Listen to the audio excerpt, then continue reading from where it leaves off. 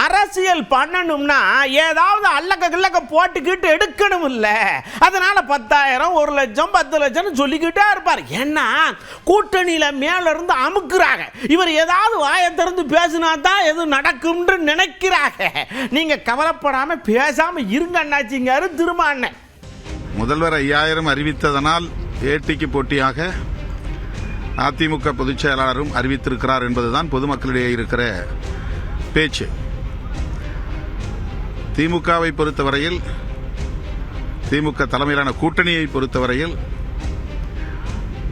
பல்வேறு திட்டங்களை நடைமுறைப்படுத்தி வெற்றிகரமாக சாதித்து காட்டியிருக்கிற நிலையில் மக்களிடையே செல்வாக்கோடு விளங்குகிறது.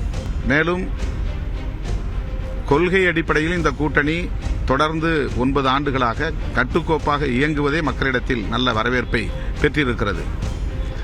சந்தர்ப்பவாத அடிப்படையில் கூட்டணியில் இருந்து வெளியேறிவிட்டு மறுபடியும் கூட்டணி அமைக்கிற நிலை அதிமுகவில் தான் இருக்கிறது. அதிமுகவும் பாஜகவுமே அப்படித்தான் சேர்ந்து பிரிந்து சேர்ந்திருக்கிறார்கள்.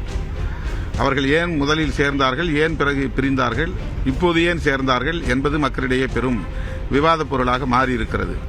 ஆகவே திமுக கூட்டணி வெற்றி பெற்றுவிடும் என்பது தெரிந்து அதன் அடிப்படையில் அதிமுக பொதுச் செயலாளர் இத்தகைய கருத்துக்களை பேசி வருகிறார் என்று நான் கருதுகிறேன்.